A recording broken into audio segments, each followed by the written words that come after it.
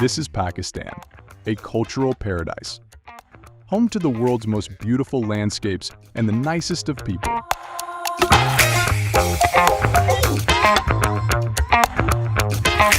And this is India, an equally diverse country comprising of amazing food, people, and locations to visit. And this is Bangladesh, a relatively new country compared to its brothers, but packed to the brim with great people and infinite adventure possibilities.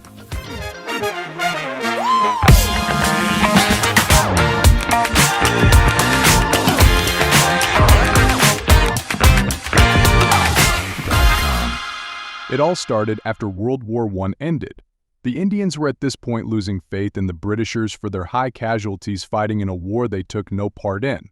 And the Muslims, seeing how the British were at war with the Ottomans, and the Congress and Muslim League took full advantage, leading to the 1916 Lucknow Session, where both the Muslim League and the Indian Congress came to a mutual understanding of each other. Through the pact, the two parties agreed to allow representation to religious minorities. It gained the support of a young lawyer from Bombay, Muhammad Ali Jinnah. Remember him for later on. Things at that time weren't really going well for the Indian Muslims. They were bullied and were considered a lower caste amongst the Brits and the Hindus. And then the two-nation theory was proposed by the Muslim ruling class, stating how both people Hindu and Muslim had completely different history and culture and required two separate nations to live at peace. Theodore Beck, who played a major role in founding of the All India Muslim League, which was a political party in India. In 1906 was supportive of the two-nation theory. Another British official supportive of the theory includes Theodore Morrison. Both Beck and Morrison believed that parliamentary system of majority rule would be disadvantageous for the Muslims. Muhammad Ali Jinnah undertook the ideology that religion is the determining factor in defining the nationality of Indian Muslims in 1940. He termed it as the awakening of Muslims for the creation of Pakistan. However, Jinnah opposed partition of Punjab and Bengal and advocated for the integration of all Punjab and Bengal into Pakistan without the displacement of any of its inhabitants, whether they were Sikhs or Hindus. In 1933, Chaudhry Rahmat Ali had produced a pamphlet entitled Now or Never, in which the term Pakistan, land of the pure comprising the Punjab, Northwest Frontier Province Afghania, Kashmir, Sindh, and Balochistan, was coined for the first time. In 1932, British Prime Minister Ramsay MacDonald accepted Ambedkar's demand for the depressed classes to have separate representation in the central and provincial legislatures. Mahatma Gandhi, who was seen as a leading advocate for Dalit rights, went on a fast to persuade the British to repeal the award. Ambedkar had to back down when it seemed Gandhi's life was threatened. With the outbreak of World War II in 1939, Lord Linlithgow, Viceroy of India, declared war on India's behalf without consulting Indian leaders, leading the Congress provincial ministries to resign in protest. By contrast, the Muslim League, which functioned under state patronage, organized Deliverance Day celebrations from Congress dominance and supported Britain in the war effort. When Linlithgow met with nationalist leaders, he gave the same status to Jinnah as he did to Gandhi, and a month later, described the Congress as a Hindu organization. A few years later, the Brits decided to end their Indian Raj, promising retreat no later than June of 1948.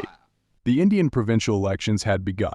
British rule had lost its legitimacy for most Hindus, and conclusive proof of this came in the form of the 1946 elections, with the Congress winning 91% of the vote among non-Muslim constituencies.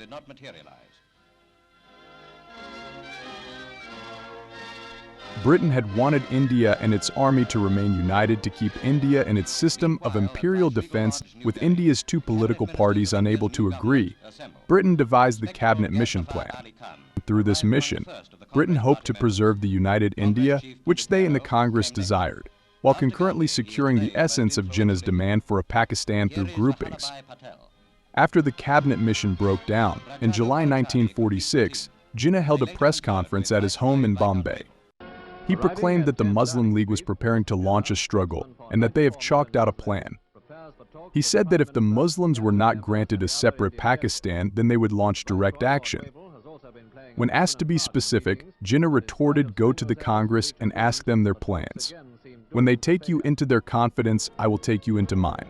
Why do you expect me alone to sit with folded hands? I also am going to make trouble." A lawyer was appointed to draw the borders for the partition, a lawyer who'd never been to India in his life, by the way. Mountbatten administered the independence oath to Jinnah on the 14th, before leaving for India, where the oath was scheduled on the midnight of the 15th. On 14th August 1947, the new Dominion of Pakistan came into being, with Muhammad Ali Jinnah sworn in as its first Governor-General in Karachi. The following day, 15th August 1947, India, now Dominion of India, became an independent country, with official ceremonies taking place in New Delhi, Jawaharlal Nehru assuming the office of Prime Minister. Mountbatten remained in New Delhi for 10 months, serving as the first Governor-General of an independent India until June 1948. Gandhi remained in Bengal to work with the new refugees from the partitioned subcontinent. To greet the new Viceroy come the Indian leaders. Pandit Nehru, Oxford-educated leader of the Congress Party, second only to Gandhi.